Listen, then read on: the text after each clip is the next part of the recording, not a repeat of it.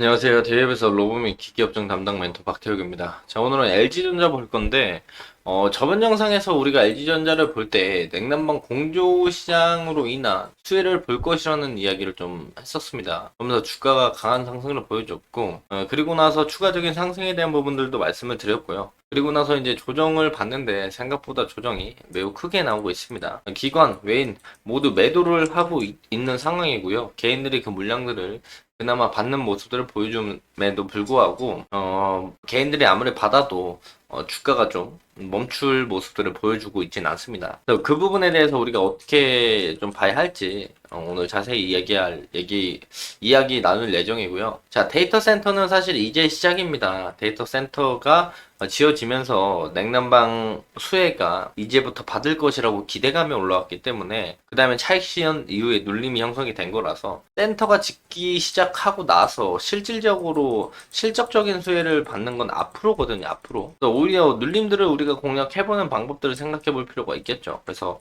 해당 내용들 오늘 자세히 리뷰할 예정이니까 뭐 5분 정도만 집중해 주시면 감사할 것 같고요.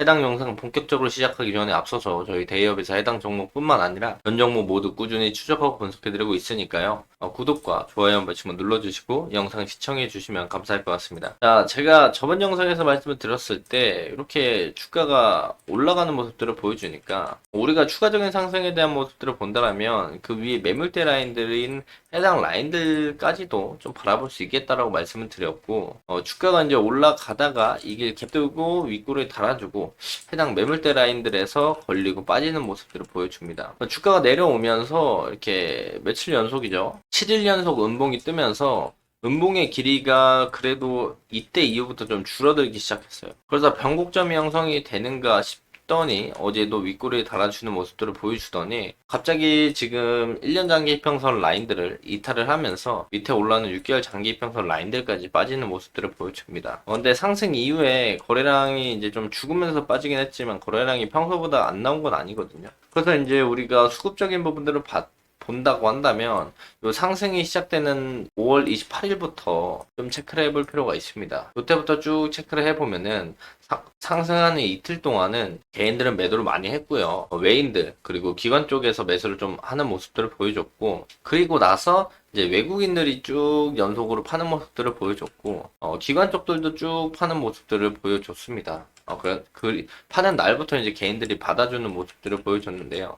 그래서 개인들의 평단 을 우리가 생각을 해본다면 여기부터 여기까지의 평단을 좀 가지고 있을 것으로 예상을 하고 있고 우리가 기술적으로 봤을 때는 이 저점이 이렇게 높아지는 이 추세, 단기적인 추세 하단부 라인들에 왔다. 오히려 눌림목을 공략할 수 있는 괜찮은 자리로 확인이 되고 있고 우리가 조금 더 큰 그림으로 봤을 때 2020년부터 저점을 쭉 이어오면은 이런 추세가 나와요. 그래서 이 밑에 추세 라인들까지도 해당 추세를 이탈하게 된다면 내려갈 가능성이 있다라고 볼 수가 있겠고요.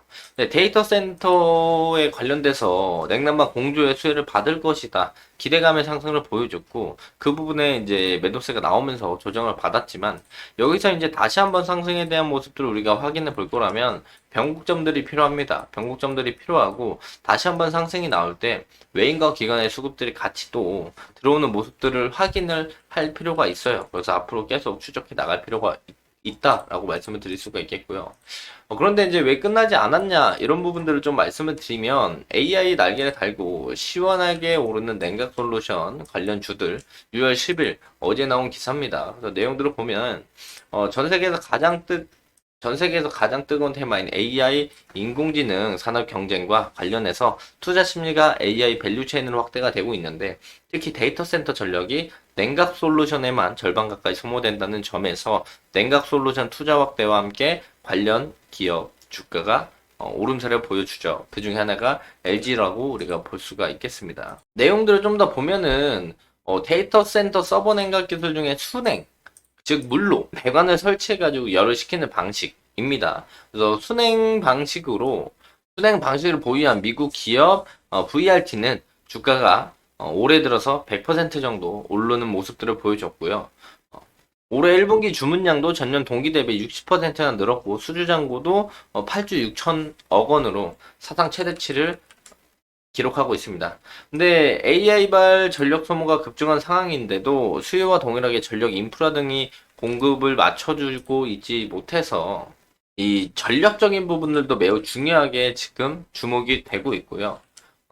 또한 이제 공기로 열을 식혀주는 공랭식보다 수랭식 기업에 대한 에너지 효율이 더 높다라는 그런 내용들도 나오고 있습니다. 앞으로 이제 순행식 냉각 시스템이 점점 높아질 것으로 예상을 하고 있고, 순행식 다음에 우리가 확인해 볼 수 있는 건 직접 냉각이랑 액침 냉각을 확인해 볼 수가 있겠죠. 그 내용들을 좀 더 확인해 본다라고 한다면, LG전자가 데이터 센터 공랭식 냉각 관련주에 떠오르면서 주가가 올라왔고, 공조 제품이랑 전력 효율화 솔루션 사업을 하는 LG전자가 최근에 이제 미국 현지에 구축된 대형 데이터 센터 단지에 일명 칠러를 활용한 5만 냉동톤 규모 냉각 시스템을 공급하는 공급 계약을 체결했다.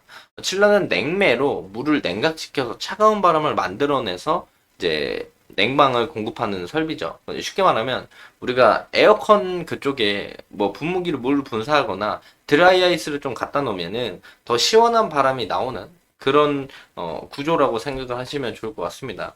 그래서 앞으로 AI 데이터 센터 냉각 시스템은 공랭식, 수랭식, 직접 냉각, 액침 냉각 등 하이브리드 방식이 적용될 가능성이 높다라고 판단을 하죠. 그래서 이제 액침 냉각 시장 규모와 데이터 센터 냉각 시장 규모 자체가 2024년 대비해 많이 올라오는 모습들을 우리가 확인해 볼 수가 있겠고요.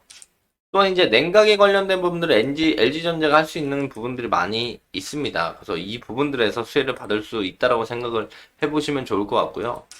LG전자가 액침 냉각의 기술도 보유하고 있기 때문에 액침 냉각 솔루션 기술을 보유하고 있기 때문에 앞으로 이제 하이브리드 쪽으로 넘어가더라도 해당 내용들로 인해서 수혜를 충분히 받을 수 있다라는 점을 우리가 인지를 하고 있는다라면 앞으로 지어질 데이터 센터들이 지금까지 지어진 센터보다 훨씬 더 많을 거기 때문에 그 부분에서 앞으로도 충분한 수혜를 받을 수가 있겠고 이제 LG전자가 수혜를 받을 것이라는 내용 때문에 주가가 올라왔고 단기 차익 실현들이 지금 많이 나오고 있고 다시 한번 조정을 받는다고 하더라도 해당 라인들 우리가 눌림목들을 잘 공략을 한다면 다시 한번 액침 냉각에 관련된 냉난방 공제에 관련된 내용들이 나오면서 주가는 상승에 대한 모멘텀을 만들어줄 가능성이 충분히 있다라고 생각을 합니다. 그래서 이런 부분들을 참고해서 LG전자 보시면 좋을 것 같다 말씀을 드리면서 금일 영상 마무리하도록 하겠습니다. 자, 해당 영상은 제 개인적인 견해가 많이 담겨있기 때문에 투자자분들의 주관적인 생각 그리고 제가 말씀드린 해당 내용들을 토대로 현명한 선택을 하시면 좋을 것 같습니다. 자, 금일 영상이 조금이나마 도움이 되셨다면 구독과 좋아요 한 번씩만 눌러주시고 댓글도 많이 남겨주시면 감사할 것 같습니다. 자, 금일도 영상 끝까지 시청해 주셔서 감사합니다.